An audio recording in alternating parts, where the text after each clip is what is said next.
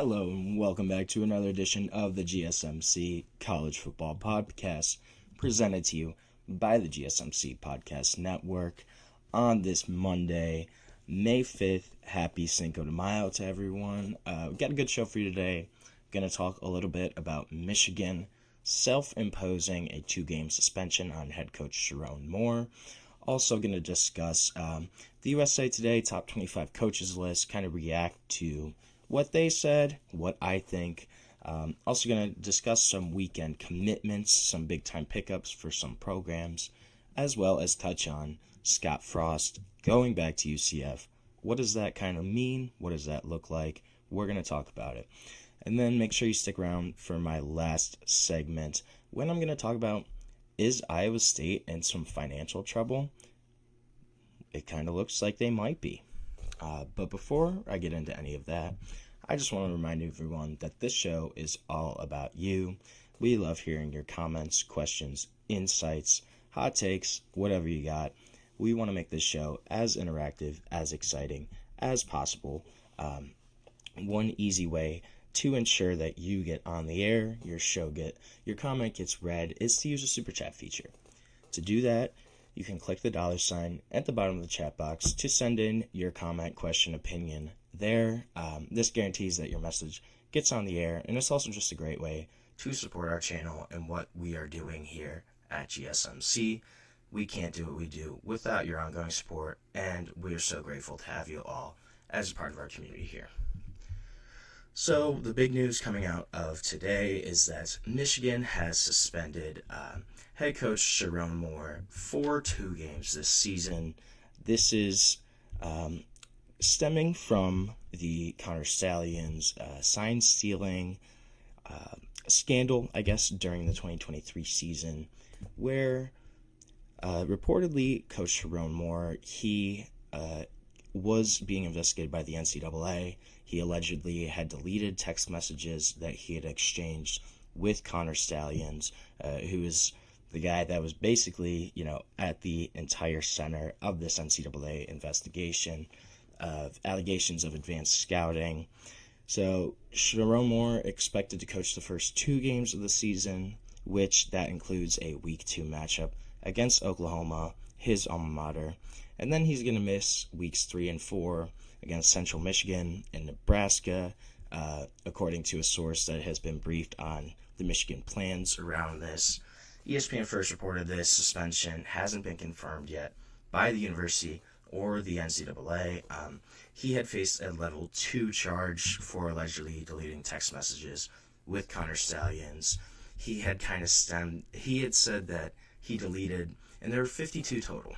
He said he had deleted these messages out of frustration, and that he believed the violations would take away from Michigan's national championship run.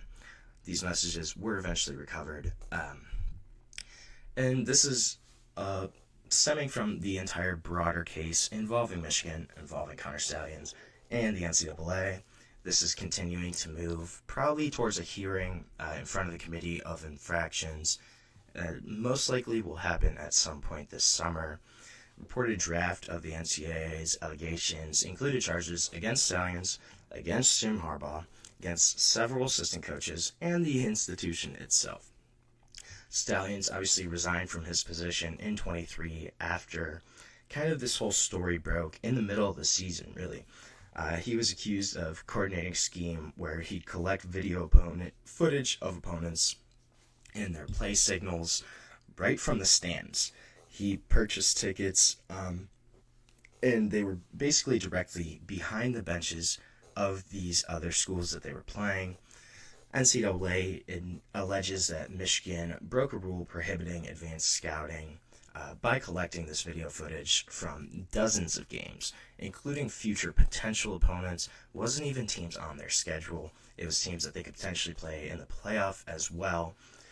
2 other coaches were also named in the notice of allegations. Former defensive coordinator Jesse Minter, former defensive backs coach Steve Clinkscale. They both reached negotiated resolutions with the NCAA already for recruiting violations that were unrelated to the steal signing allegations. Clinkscale got a 2-year show cause acknowledged he didn't fully comply. Jesse Minter got a 1-year show cause for communicating with a prospect before his sophomore year. And yeah, this was their whole defense was, like Anthony said, it was the first school they got caught, but they came back and were like, well, yeah, we did this, but everybody else is doing it, right? Yeah, I get that, but I don't know. I don't think that's the strongest defense, right? You are admitting that you did go against the grain, you did cheat. Like, they straight up came out and said that they broke the rules. Yeah, I'm sure other schools are doing it, but they didn't get caught, and they also didn't admit it. And then this team goes on and wins the national championship in this season. It's obviously going to taint what happened in 2023, which I shouldn't really take away from the fact that that was a great Michigan team. Just in terms of roster, in terms of the guys they had, you have J.J. McCarthy, Blake Corum, a really strong offensive line, a great defense with guys like Junior Colson, Mason Graham, Chris Jenkins. This was a really strong Michigan team. But when you have this whole kind of scandal, it's going to take away from the fact that this team kind of, it is definitely hypocritical. But the only thing is, Michigan got caught. Texas, Alabama, Ohio State, they probably all do something similar to this. I also think a big thing of this was, even at this time in 23, coaches weren't allowed to have mic'd in. They didn't have the helmets with the microphones in it. They had to still do signals, which was crazy to me because you have, obviously, the NFL. They call the plays from the signals, from that microphone in the coach's ear, quarterback's ear. High school programs do this too. Really good high school teams, they have a microphone set where the coaches can call the plays in to the quarterback through their helmet. How do you not have this at the NCAA level? And they did change this, right? Now they're allowed to have the helmet communication. But you go back to, this is 2 years ago, 2023, 21st century, and you don't have that kind of communication at the college level, especially when you have teams in high school doing this, when you have programs like the Big Ten teams, Michigan, Ohio State, those really powerful institutions. How had the NCAA at that point not allowed this communication, which is really kind of where this whole scandal started from, right? They're trying to steal signs that the quarterbacks, most likely the backup guys, they're calling in, showing to the team. Yeah, they're trying to get those signals. How do you not have that communication already to where this wouldn't have even been an issue?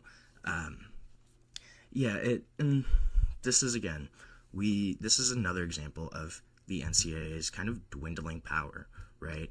I think in previous years, you might have seen the NCAA crack down a lot harder on this. They did, Jim Harbaugh got a 3 or 4 year show cause where he can't do anything. I think the other thing here with the whole story about Michigan is Michigan, during COVID, they were already given 3 years of probation from another NCAA investigation, which was into the school's illicit football recruiting activities. That was all about recruiting violations. They already got 3 years of probation from that during that COVID dead period. So when you put that and combine this with this other scandal, it was just really surprising to me that Michigan kind of got a slap on the wrist, right?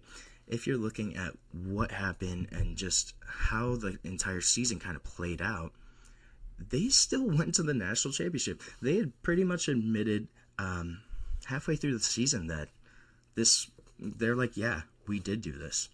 But the NCAA didn't do anything about it. They didn't stop them. I'm sure the lawsuits that have happened have had an impact on this. You look at O'Bannon, obviously the House settlement. The NCAA's power is certainly dwindling. It has for the past decade at least. I'd say a couple decades. When you look at, right, SMU in 87 gets the death penalty, basically kills that football program for 30, 40 years. And now you fast forward to kind of Tennessee in the last 2 years, they had over 100 plus recruiting violations under Jeremy Pruitt. And again, they kind of got a slap on the wrist too. Michigan, they have this scandal. They have the other recruiting violation scandal. They kind of get a slap on the wrist.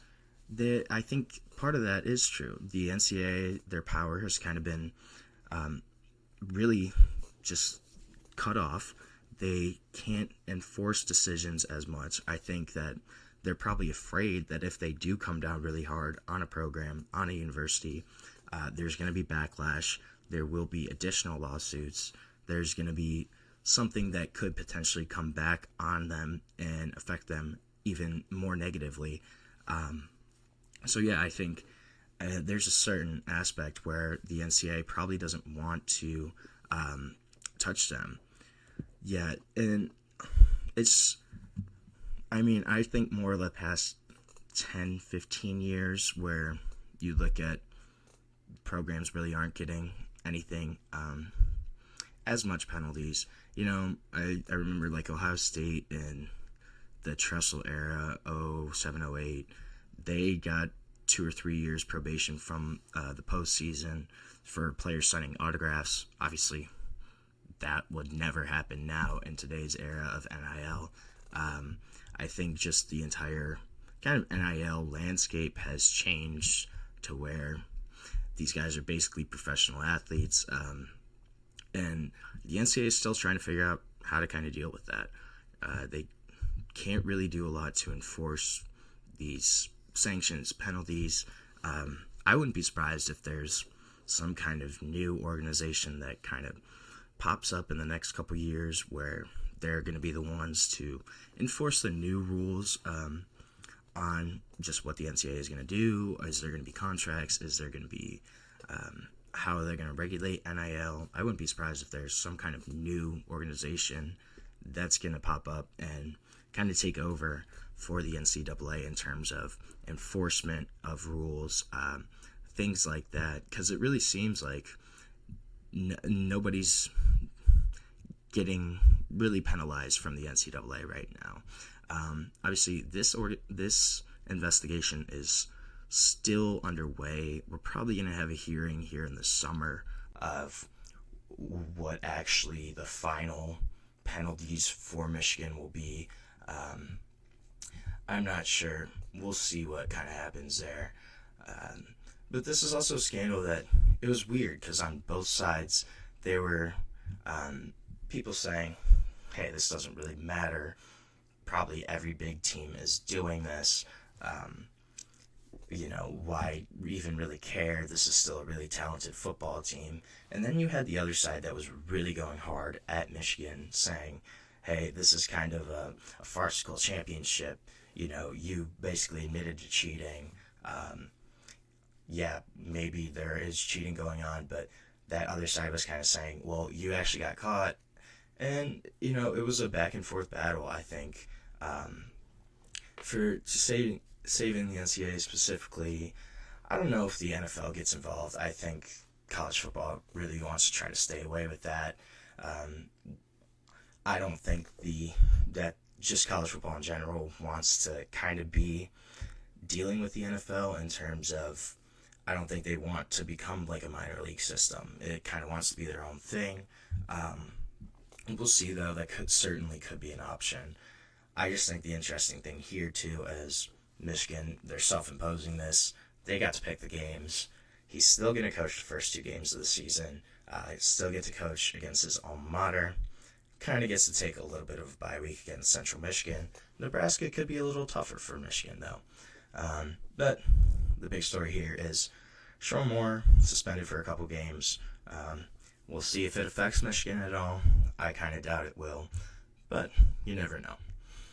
So we're going to take our first break of the show right now. When we come back, I'm going to talk a little bit about some of the commitments that have happened over this past weekend in both the transfer portal and in the world of high school recruiting, talk about those kind of impacts. But we will be back on the GSMC College Football Podcast.